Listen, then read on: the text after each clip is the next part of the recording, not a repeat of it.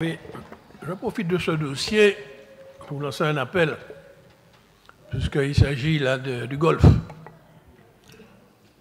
C'est simplement, j'ai vu que sur le site où on lance les appels d'offres, que la CTM a lancé un appel d'offres pour choisir une AMO pour étudier les possibilités de gestion du golf. Alors je peux rappeler, qu'il me semble en tout cas, que le Conseil général avait déjà fait procéder à cette étude-là. Puisque lorsque la CTM a été mise en place, les services nous ont transféré toutes les études qui avaient été réalisées par le Conseil général avant, donc, et j'ai pris connaissance que cette étude, cette AMO avait déjà été réalisée et avait conclu en proposant plusieurs modes de gestion de l'ensemble des installations qui sont là, avec les avantages et les inconvénients de chacun des modes. Mais ils avaient conclu que pour pouvoir externaliser la gestion des installations du golf, il fallait remettre le golf à niveau. Et le Conseil général avait donc confié à des bureaux d'études et à une AMO le soin de préparer les dossiers pour la réhabilitation du golf. Parce que si vous voulez externaliser la gestion, il faut d'abord remettre à niveau. Nous avions repris ce dossier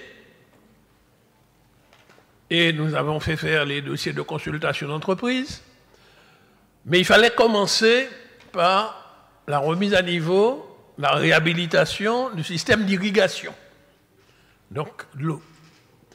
Et pour cela, il fallait faire des prélèvements d'eau sous la rivière Vatable. Et vous savez, dès qu'il s'agit d'eau, il faut avoir l'autorisation de la police de l'eau.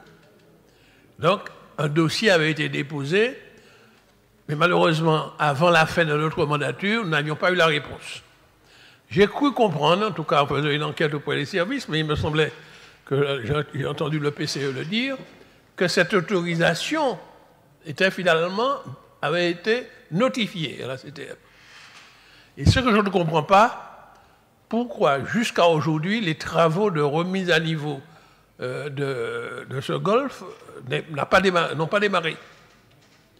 Parce que je rappelle qu'à sa création, ce golf avait un niveau international réputé, mais évidemment, il avait été donné en concession à un privé, et au cours des années, il n'y a pas eu de réhabilitation, et évidemment, le golf était dans un état assez lamentable lorsque le Conseil général l'a repris en gestion directe, puisque le concessionnaire était tombé en faillite. En tout cas, je n'étais pas conseiller général, mais j'ai découvert que c'était géré en direct, avec des services.